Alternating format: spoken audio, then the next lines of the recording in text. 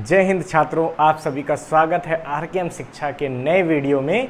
और बच्चों, आज हम पढ़ने जा रहे हैं गॉस की प्रमेय के अनुप्रयोग का एक महत्वपूर्ण टॉपिक, अनंत विस्तार की समतल आवेशित चालक चादर के निकट वैद्युत क्षेत्र की तीव्रता। बच्चों, इससे पहले मैंने आपको पढ़ा दिया है किसी अनंत लंबाई के सीधे आवेशित तार के निकट वैद्युत क्षेत्र की तीव्रता कैसे निकालते हैं, ये हम समझ चुके हैं। और आज हम आवेशित समतल प्लेट के निकट वैद्युत क्षेत्र की तीव्रता ज्ञात करेंगे। तो बच्चों, हम मान लेते हैं कि एक ये आवेशित प्लेट है जो कि अनंत विस्तार की है। अनंत विस्तार का मतलब ये समझिए कि प्लेट ऐसे ऐसे रखी है और इधर भी अनंत, अंदर भी अनंत, ऊपर तक अनंत लंबाई, नीचे तक अनंत लंबाई। अब अनंत का मतलब ये नहीं होता बच्चों कि नीचे पाताल लोक से लेकर आकाश लोक तक चले जाए, नहीं। अनंत का मतलब होता है कि जिस बिंदु पर विद्युत क्षेत्र की तीव्रता ज्ञात करनी है, उस बिंदु से जो दूरी होगी प्लेट की, उसकी अपेक्षा बहुत लंबी होनी चाहिए। ये मतलब होता है अनंत का। ठीक है बच्चों, हम मान लेते हैं कि एक ही प्लेट है जिसको हमने धन आवेश दे दिया है। तो इसको धन आवेश किस प्रकार देंगे, तो देखिए, माना इसको हमने इस तरीके से धनावेशित कर दिया है।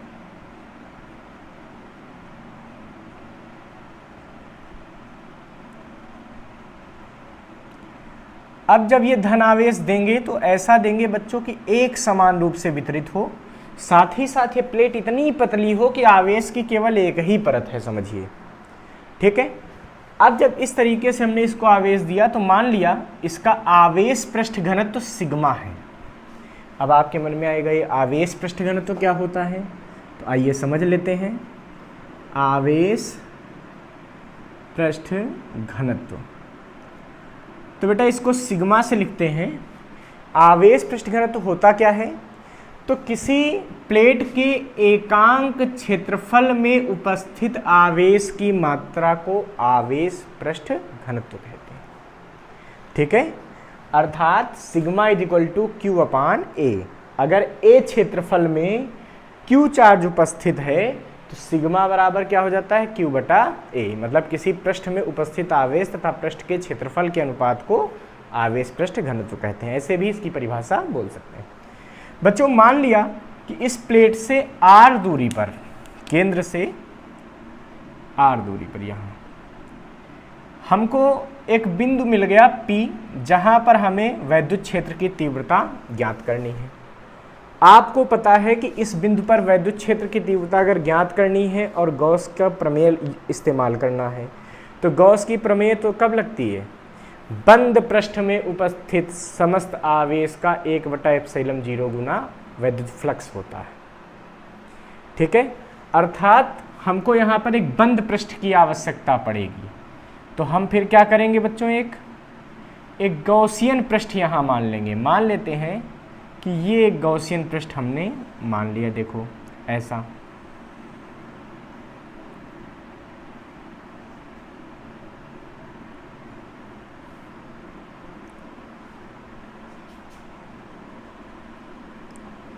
तो हम क्या करेंगे, यहाँ से ये गॉसियन पृष्ठ मान लेंगे। ये गॉसियन पृष्ठ हमने मान लिया। ठीक है, हमको ये तो पता है कि धन आवेश के कारण वैद्युत क्षेत्र की तीव्रता तो सदैव यहाँ बाहर की ओर होनी है, इधर। तो यहाँ पे भी बच्चों सममित से अगर देखो, उधर आर दूरी पर P बिंदु मिला है तो इधर भी आर दूरी पर एक बिंदु मिलेगा, मान लो वो P डैश है। ठीक है, तो यहाँ भी एक वैद्युत क्षेत्र इधर आएगा E। ठीक है, इधर तक क्यों निकालना पड़ा, क्योंकि हमको बंद पृष्ठ चाहिए।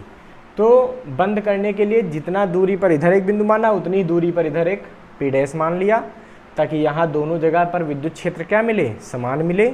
और इन दोनों बिंदुओं पर को मिलाने से एक पृष्ठ बना दिया, और ये दोनों बिंदु उस पृष्ठ में उपस्थित हैं। अब बच्चों है क्या कि अगर हम देखें कि क्षेत्रफल सदिश कहाँ होगा, तो बच्चों यहाँ का जो क्षेत्रफल सदिश होगा वो कहाँ होगा भाई, ये क्या है, ये बेलनाकार है। ये एक गॉसियन पृष्ठ है। क्या है ये, गॉसियन पृष्ठ, जो कि कैसा है, बेलनाकार है। ठीक है, तो इस पृष्ठ पर इधर पर पृष्ठ कितना होगा, क्षेत्रफल कितना होगा, मान लो a, तो इसका भी जो क्षेत्रफल होगा उसका सदिश कहाँ जाएगा, इधर जाएगा। कितना जाएगा बच्चों, a। ठीक है।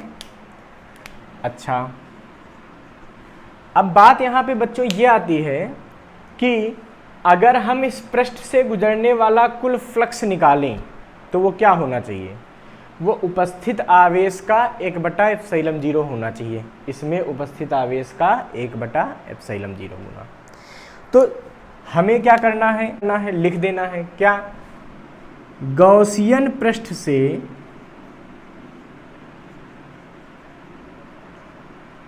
गुजरने वाला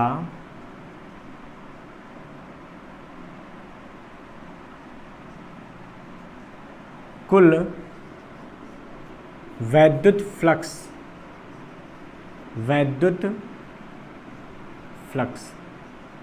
तो गॉसियन पृष्ठ से कुल कितना वैद्युत फ्लक्स गुजरेगा, तो ये फाई बराबर हो जाएगा E dot A plus E dot A. यहाँ का फ्लक्स, तो फ्लक्स का फार्मूला क्या होता है, E डॉट ए। यहाँ का फ्लक्स E डॉट ए। अगर आप सोचेंगे कि यहाँ का फ्लक्स क्यों नहीं लिया, वक्र पृष्ठ का क्यों नहीं लिया, तो देखो वक्र पृष्ठ में क्षेत्रफल का सदिश होगा इधर। ठीक है, अगर सूक्ष्म क्षेत्रफल ले लूं तो वक्र पृष्ठ में क्षेत्रफल का सदिश किधर होगा, इधर। विद्युत क्षेत्र तो धन आवेश के कारण बाहर की तरफ ही होगा। इसका मतलब अगर वक्र पृष्ठ पर बात करोगे तो E और dA का जो है एक दूसरे के ऊपर लंब बन जाएगा, अर्थात E और dA एक दूसरे से लंब होंगे वक्र पृष्ठ पर। यही कारण है कि अगर आप वक्र पृष्ठ पर फ्लक्स निकालने का प्रयास करेंगे तो E डॉट dA आएगा, यानी कि आएगा E dA cos 90 डिग्री, क्योंकि आपको पता है ना A डॉट B बराबर क्या होता है, AB cos थीटा। तो E डॉट dA बराबर क्या आएगा, E dA cos थीटा। तो cos 90 हो गया, cos 90 का मान 0 हो जाएगा, यानी कि ये बन जाएगा 0। अर्थात वक्र पृष्ठ में चाहे यहाँ बात करो, चाहे यहाँ बात करो, चाहे यहाँ बात करो, चाहे हर जगह का कुल फ्लक्स क्या होगा, शून्य होगा। क्यों, क्योंकि वहाँ पर विद्युत क्षेत्र क्षेत्रफल सदिश के लंबवत है। यही कारण है कि यहाँ पर जब कुल फ्लक्स निकाला गया तो केवल समतल पृष्ठों का फ्लक्स लिया गया, क्योंकि समतल पृष्ठों में E और A एक दूसरे के क्या हैं, समांतर हैं। ठीक है, इस वजह से ये शून्य नहीं होंगे। तो ये हो जाएगा EA cos 0 plus EA cos 0। देखो ना, E और A क्या है, समांतर, 0 डिग्री एंगल, इनके बीच का एंगल कोण भी 0 होगा। अर्थात फाई बराबर हमारे पास आ जाएगा EA प्लस EA, क्यों, cos 0 के वैल्यू 1, तो ये बचेगा फाई बराबर 2EA।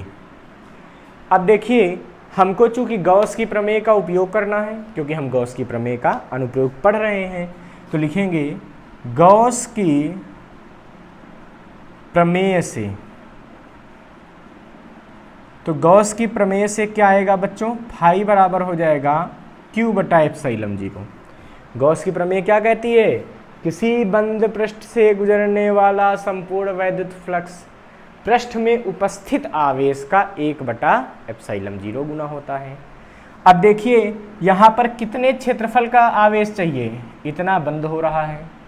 अब इतने पृष्ठ का अगर आवेश चाहिए तो ये जब क्षेत्रफल dA है तो यहाँ वाला भी क्षेत्रफल A होगा। तो A क्षेत्रफल से कितना आवेश गुजरेगा, सिग्मा के पदों में सोचिए।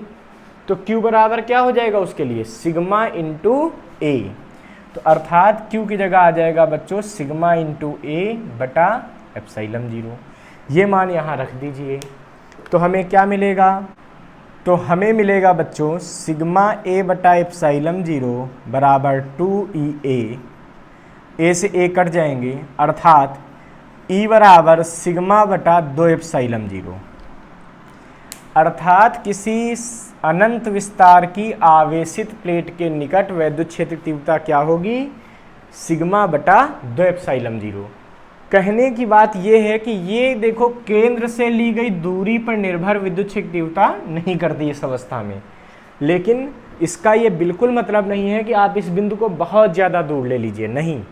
ये तभी E का मान R पर निर्भर नहीं करेगा जब ये बिंदु समतल प्लेट के आकार की अपेक्षा बहुत पास होगा, मतलब आकार बहुत बड़ा है और ये बिंदु बहुत कम दूरी पर है, तब ये संबंध सही होता है। एक और बड़ी बात रही बच्चों कि E का मान सदैव धन प्लेट के कारण बाहर की ओर होगा। जैसे धन प्लेट है तो E की मान किधर आई, देखो बाहर की ओर। अगर यही ऋण प्लेट हो जाती, ऋणात्मक प्लेट हो जाती, तो यही जो विद्युत फ्लक्स विद्युत क्षेत्र तीव्रता आई है, अगर ये ऋण प्लेट हो जाती तो यही जो विद्युत क्षेत्र तीव्रता आई है वो अंदर की ओर हो जाती। वो किधर हो जाती, अंदर की ओर हो जाती।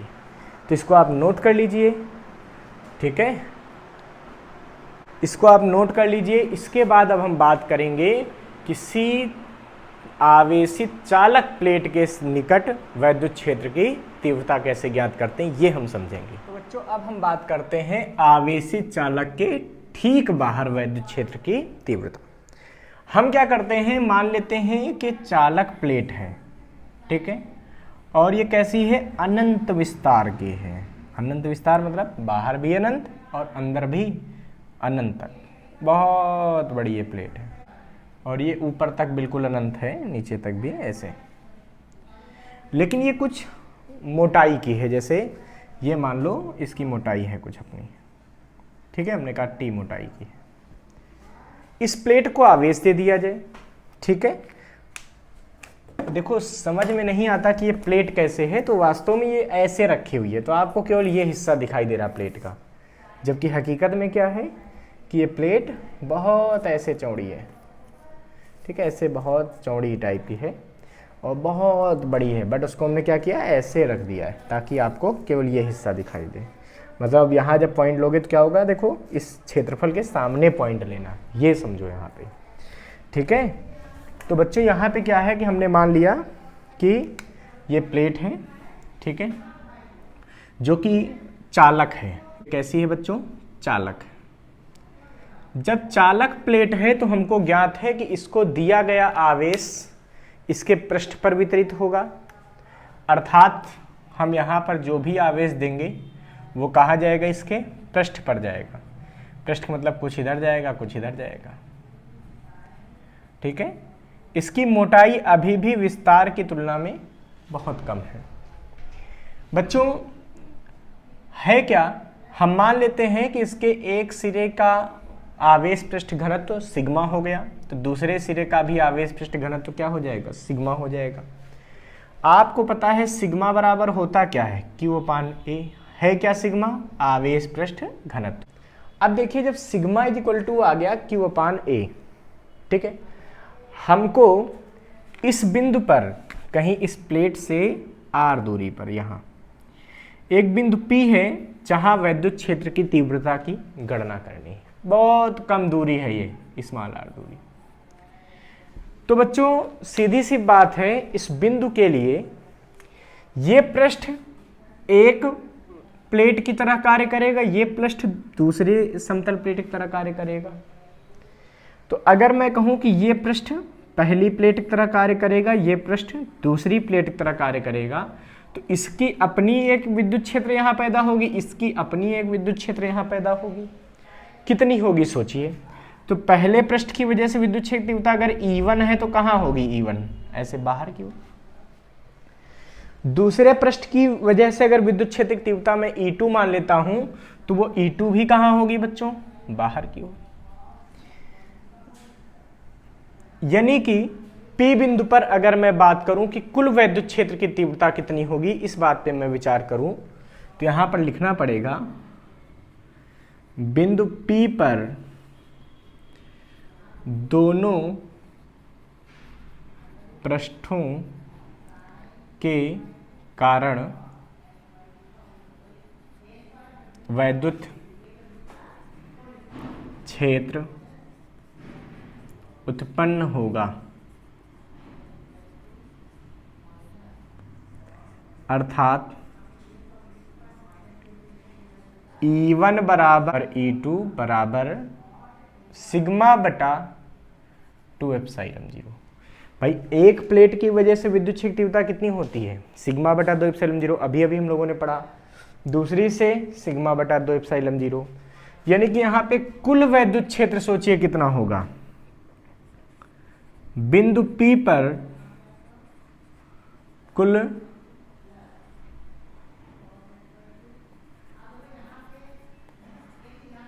वैद्युत क्षेत्र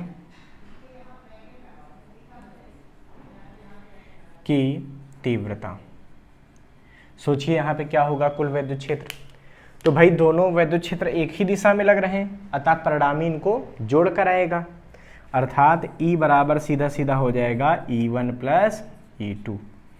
तो E1 की वैल्यू बेटा सिग्मा बटा 2 एप्सिलॉन 0, E2 की वैल्यू बेटा सिग्मा बटा 2 एप्सिलॉन 0, यानी कि E बराबर हो जाएगा 2 सिग्मा बटा 2 एप्सिलॉन 0, 2 से 2 कट गया, E बराबर आ गया सिग्मा बटा एप्सिलॉन 0। कहने का मतलब ये है कि यहाँ पे भी जो E का मान है वो दूरी पर देखो निर्भर नहीं कर रहा, R कहीं इस सूत्र में आया ही नहीं, अर्थात यहाँ पर जो विद्युत क्षेत्र होगा वही यहाँ वही यहाँ वही यहाँ, बहुत ज़्यादा दूर तक नहीं लेकिन कुछ दूरी तक ये क्या रहता है, नियत रहता है। ठीक है, ये बना लीजिए। अगर कोई कह दे इस प्लेट के बीच से मध्य से वैद्युत क्षेत्र का परिवर्तन दिखाइए, तो कैसे दिखाएंगे बेटा, तो देखिए आपको पता होना चाहिए कि किसी प्लेट के अंदर वैद्युत क्षेत्र शून्य होता है, अर्थात यहाँ पे शून्य, यहाँ पे शून्य, यहाँ पे शून्य, यहाँ पे शून्य, मतलब इधर T बटा 2 दूरी तक, भाई यहाँ 0 अगर मान लो तो ये टोटल दूरी T है, तो इधर आधी क्या हो जाएगी, T बटा 2। ऐसे ये वाली आधी दूरी भी कितनी होगी, T बटा 2।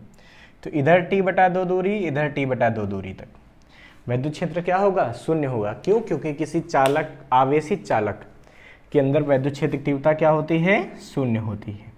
तो यहाँ तक तो शून्य रहेगा, उसके बाद क्या होगा, वैद्युत क्षेत्र एक समान है, मतलब ऐसे हो जाएगा। ठीक है, ये इस अक्ष पर वैद्युत क्षेत्र दिखाया गया है, यहाँ दिखाया गया है R। ठीक है, तो यहाँ तक वैद्युत क्षेत्र 0 रहेगा जहाँ तक उसकी मोटाई है, उसके बाद वैद्युत क्षेत्र का मान एक समान हो जाएगा। ये कितना हो गया, सिग्मा अपान एप्सिलॉन 0, इधर भी कितना हो गया, सिग्मा बटा एप्सिलॉन 0। ये हम इसका वैद्युत क्षेत्र का परिवर्तन भी दिखा सकते हैं, दूरी के साथ ही उसका ग्राफ बना सकते हैं। इसको आप नोट कर लीजिए बच्चों।